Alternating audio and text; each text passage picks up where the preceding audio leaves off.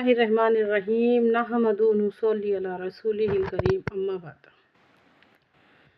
رب کائنات کی قدرتوں میں، اس کی نعمتوں میں، اس کی آیاتوں میں غور و فکر کرنے کے واسطے کوئی محنت نہیں لگتی، کوئی کوشش، کوئی جدوجہد نہیں لگتی۔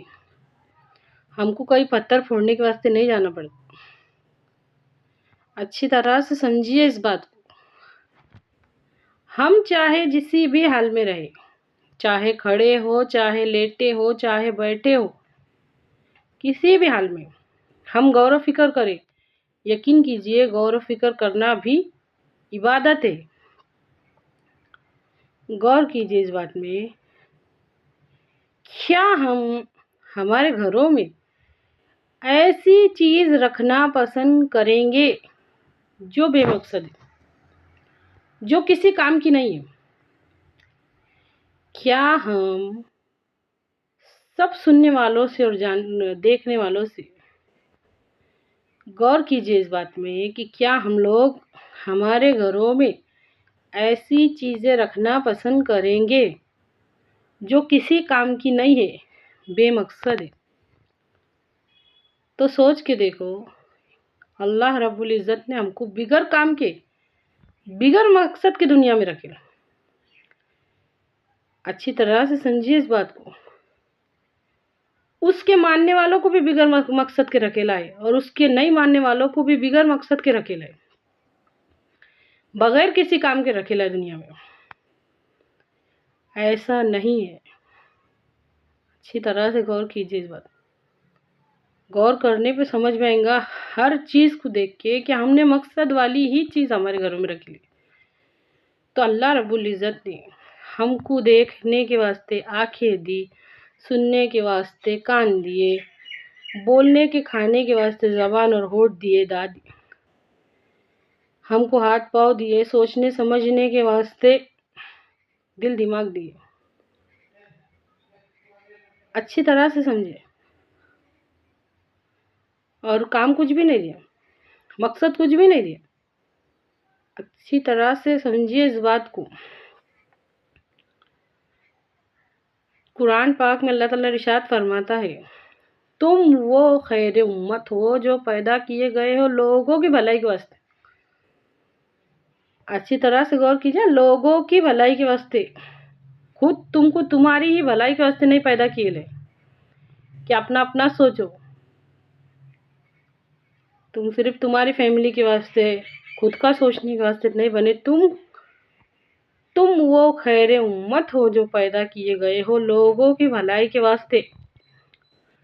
تم نیکیوں کا حکم دیتے ہو اور برائیوں سے روکتے ہو۔ اگر ہم اس بات میں غور کریں گے نا، انشاءاللہ اسلام کی اسٹارٹ خود غرضی ختم کرنے سے ہوئی۔ خود غرضی کو ختم کرنے سے اسٹارٹ ہوئے اسلام شروع ہوئے کہ سب سے پہلے اپنا خود کا سوچنا بند کرو۔ سوچ کے دیکھو، اگر ہمارے نبی صلی اللہ علیہ وسلم کو صرف خود کا سوچنا سکھائے ہوتے اور خود کا دیکھنا سکھائے ہوتے تو دعوت کی تو نوبت ہی نہیں آئی ہوتی۔ تم تو صرف تمہاری فیملی کے واسطے بنے لے، خود کا سوچنے کے واسطے بنے لے۔ دعوت کی ابتدا ہی دوسروں سے ہوتی۔ غور کر کے دیکھو، ہمارے نبی صلی اللہ علیہ وسلم نے سارے مجمع کو جمع کرے، اکٹھا کرے۔ کیا خود کا سوچنے والوں کو دوسروں کا کام دیتا اللہ تعالیٰ؟ آج ہماری سب سے بڑی پرابلم ہماری خود غرضی بن گئی۔ یہ بات ہم کو باہر نکلنے ہی نہیں دیتی۔ یہ کام ہم ہماری ذمہ داری میں لیتے ہی نہیں۔ دعوت والی کام کو ہم ہماری ذمہ داری نہیں سمجھتے۔ ہم کو تو ایسا لگتا صرف ہم ہماری فیملی کے واسطے، ہم ہمارے واسطے بنے لے، خود کے واسطے بنے لے۔ غور کر کے دیکھو،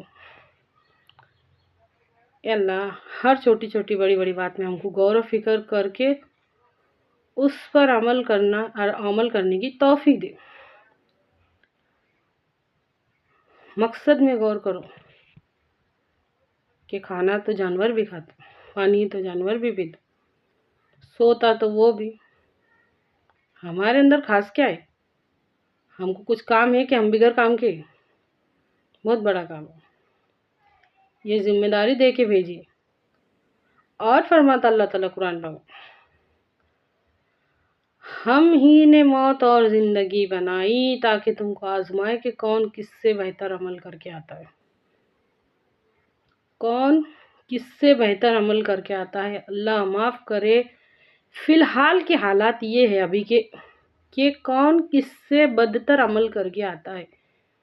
मुकाबला चालू है। आज से पहले नहीं भी गौर करोगे ना तो अभी गौर करो कि मुकाबला चालू है बुराई का।